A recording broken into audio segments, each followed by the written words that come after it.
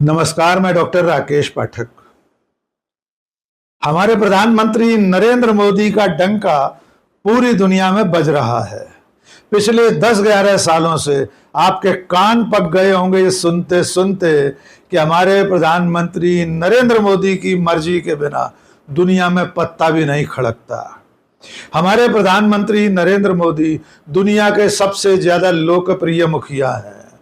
वे war तक रुकवा देते हैं। रूस और यूक्रेन के बीच चल रही लड़ाई को रोकने का श्रेय भी नरेंद्र मोदी के समर्थक लेते रहे हैं। वॉर रुकवा दी पापा, वो कैंपेन तो आप नहीं भूले होंगे, लेकिन हकीकत इससे कहीं उलट है।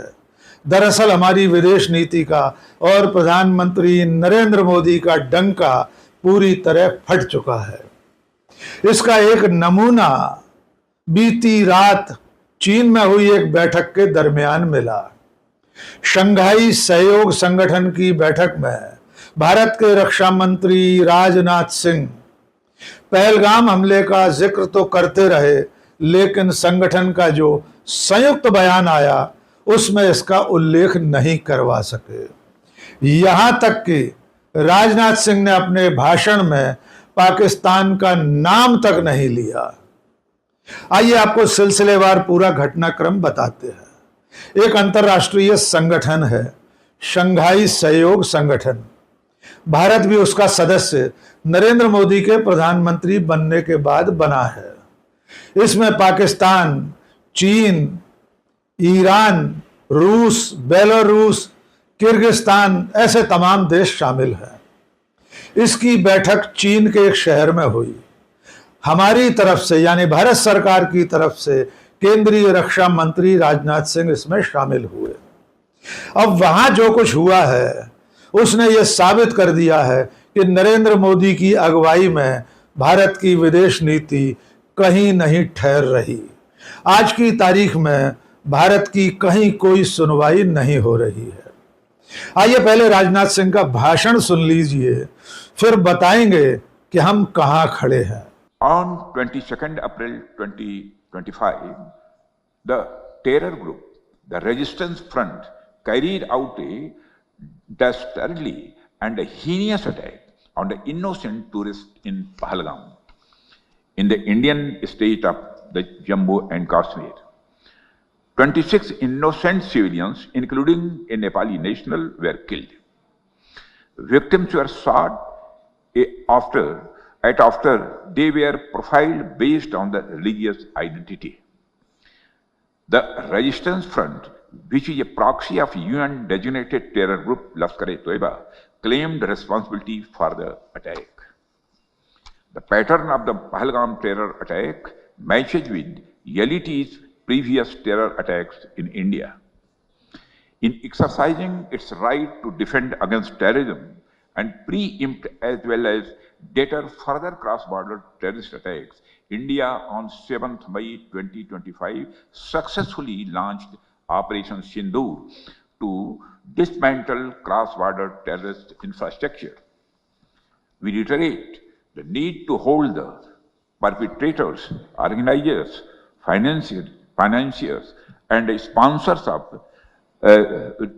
reprehensible acts of terrorism, including cross-border terrorism, accountable and bring them to justice.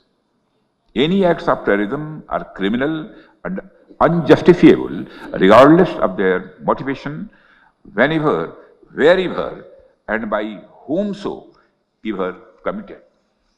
तो आपने सुना कि राजनाथ सिंह ने अपने भाषण में पहलगाम में हुए आतंकवादी हमले का जिक्र किया।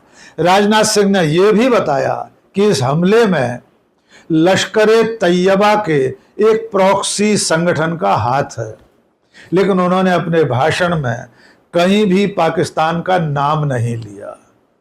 और इसी का नतीजा है कि जब शंघाई सहयोग संगठन के देशों का संयुक्त वक्तव्य जारी हुआ, एक जॉइंट स्टेटमेंट जारी हुआ, उसमें पहलगाम हमले का कहीं किसी भी तरह से जिक्र नहीं किया गया।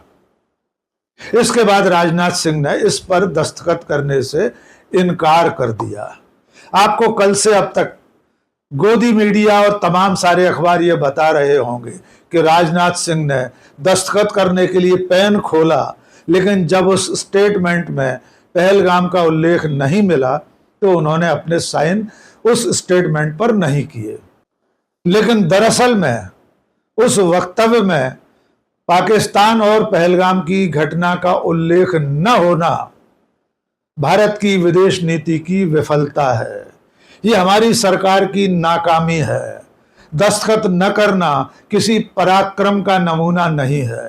राजनाथ सिंह ने कोई बड़ी बहादुरी नहीं की है, क्योंकि दरअसल जिस स्टेटमेंट में पहलगाम हमले का जिक्र नहीं था उस पर दस्तखत तो वैसे भी नहीं करने थे, लेकिन उस स्टेटमेंट में पहलगाम हमले का जिक्र क्यों नहीं था, पाकिस्तान का उल्लेख क्यों नहीं था, ये उससे भी बड़ा सवाल है। ये सवाल तब और महत्वपूर्ण हो जाता है जब उस स्टेटमेंट में पाकिस्तान बलूचिस्तान में चल रही आतंकवादी गतिविधियों को शामिल करा लेता है। उनका उल्लेख इस संयुक्त वक्तव्य में पाकिस्तान की पहल पर किया जाता है। और आप सब जानते हैं, पाकिस्तान लगातार ये आरोप लगाता रहा है कि बलूचिस्तान में जिस तरह की और जो भी आतंकवादी गतिविधियां चल रही हैं उसके पीछे भारत का हाथ है। ये भारत सरकार की और हमारी विदेश नीति की बहुत बड़ी विफलता है।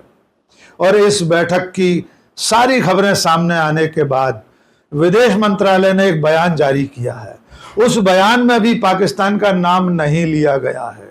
उसमें विदेश मंत्रालय ने कहा है कि इस बैठक में शामिल सभी देश इस बात पर सहमत थे कि पहलगाम की आतंकवादी घटना का जिक्र किया जाए, लेकिन एक खास देश इस बात पर सहमत नहीं था। आप सब जानते हैं वो खास देश कौन हो सकता है, लेकिन विदेश मंत्रालय ने आज भी अपने बयान में उस खास देश पाकिस्तान का नाम नहीं लिया है। यानी अब हमारा देश उस हालत में पहुंच गया है, नरेंद्र मोदी की 11 साल की सरकार में डंका पिटने के बावजूद, पहलगाम जैसी आतंकवादी घटना के बावजूद हमारी सरकार, हमारे रक्षा मंत्री, हमारा विदेश मंत्रालय पाकिस्तान शब्द का उच्चारण करने को तैयार नहीं है। एक बार फिर शंघाई सहयोग संगठन के बारे में संक्षेप में जान लीजिए। यह संगठन 2001 में बना था, लेकिन तत्कालीन सरकारों ने, चाहे वो अटल बिहारी वाजपेयी की सरकार रही हो या उसके बाद डॉक्टर मनमोहन सिंह की सरकार, भारत ने शंघाई सहयोग संगठन की सदस्यता लेने से इनकार कर दिया था। लेकिन उसके बाद नरेंद्र मोदी की जब से सरकार बनी है, उसके बाद 2016-17 से भारत भी इस अंतर्राष्ट्रीय क्षेत्रीय संगठन का सदस्य बन गया है। और इस संगठन की बैठक में भी भारत इस दशा में नहीं पहुंच पाया कि पहलगाम की घटना और भारत में पाकिस्तान द्वारा चलाए जा रहे आतंकवादी अभियान का जिक्र करवा सके। अब आइए जरा सा एक नजारा गोदी मीडिया और आज के तमाम भारत के मीडिया संस्थानों का देख लीजिए। भारत में डींग हाँकी जा रही है कि राजनाथ सिंह ने इस जॉइंट स्टेटमेंट पर दस्तखत नहीं किए। तमाम चैनलों और अखबारों की वेबसाइट की हेडलाइंस ये बता रही हैं कि राजनाथ सिंह ने पाकिस्तान के रक्षा मंत्री ख्वाजा आसिफ से मुलाकात नहीं की, उनकी तरफ नजर उठाकर नहीं देखा, उनसे हाथ नहीं मिलाया। लेकिन इसके बावजूद पाकिस्तान बलूचिस्तान का जिक्र करवाने में सफल हो गया और हम कोरी डींगे हाँकते रह गए। सबसे ज्यादा चिंता की बात यह है कि यह तब हुआ है जब प्रधानमंत्री नरेंद्र मोदी के निर्देश पर हमारे 51 सांसदों के प्रतिनिधि मंडल पूरी दुनिया में पहलगाम में हुए आतंकवादी हमले, उसके बाद भारत द्वारा चलाए गए ऑपरेशन सिंदूर और सीज फायर के बारे में पूरी दुनिया में जानकारी देने घूम आए हैं। हमारे सांसदों ने दुनिया भर के तमाम देशों में वहां के अधिकारियों के साथ, राजनेताओं के साथ, बुद्धिजीवियों के साथ बैठक करके भारत का पक्ष बताने का काम किया। लेकिन इसके बावजूद दुनिया के वे देश भारत के पक्ष से या तो सहमत नहीं हुए या पाकिस्तान अपनी बात ज्यादा बेहतर तरीके से समझाने में कामयाब हो गया, क्योंकि इसी शंघाई सहयोग संगठन की बैठक में रूस, बेलारूस और ईरान जैसे देश भी शामिल थे। लेकिन इन देशों ने भी इस संयुक्त बयान में पहलगाम की घटना का जिक्र करवाने के लिए कोई खास मदद नहीं की। चलते चलते मुंबई हमले की घटना को भी याद कर लीजिए। जिस वक्त मुंबई पर पाकिस्तान द्वारा प्रेरित आतंकवादियों ने हमला किया था, उस वक्त डॉक्टर मनमोहन सिंह ने बाकायदा पाकिस्तान का नाम लेकर बयान जारी किया था और तब दुनिया के तमाम देशों ने, तमाम अंतर्राष्ट्रीय संगठनों ने बाकायदा भारत के पक्ष में पाकिस्तान की निंदा की थी। तब जब भी जिस भी संस्था में ऐसा कोई प्रस्ताव पारित हुआ, तब मुंबई के हमले और उसमें पाकिस्तान की शय का भी जिक्र हुआ था। और अब जब प्रधानमंत्री के रूप में नरेंद्र मोदी जैसे विश्वगुरु गद्दी पर बैठे हैं, तब भारत सरकार पहलगाम जैसे हमले के बावजूद पाकिस्तान का नाम नहीं ले पा रही है। और जैसा कि हम शुरू से आपको बताते आ रहे हैं कि राजनाथ सिंह ने खुद भी पाकिस्तान का नाम नहीं लिया। तो अब दो ऐसे देश हो गए जिनका नाम न हमारे प्रधानमंत्री लेते हैं, न हमारा विदेश मंत्रालय लेता है और न अब हमारे रक्षा मंत्री ले रहे हैं। पहले देश का नाम है चीन। आपको याद होगा, आज से 5 साल पहले जून 2020 में चीन ने गलवान घाटी में हमारे सैनिकों पर हमला किया था। हमारे जांबाज सैनिक शहीद हो गए थे और तब प्रधानमंत्री नरेंद्र मोदी ने कहा था कि न कोई घुस आया है, न कोई घुसकर बैठा है। तब से लेकर आज तक प्रधानमंत्री नरेंद्र मोदी ने चीन का नाम नहीं लिया। और अब पहलगाम की घटना के बाद, ऑपरेशन सिंदूर चलाने के बाद भी, इतनी करारी शिकस्त देने के बाद भी प्रधानमंत्री नरेंद्र मोदी पाकिस्तान का नाम नहीं ले रहे हैं।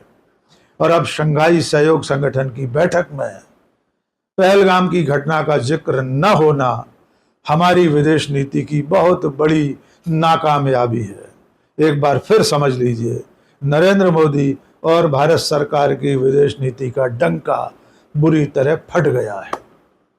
आज के इस वीडियो में बस इतना ही। बहुत बहुत शुक्रिया। जय हिंद।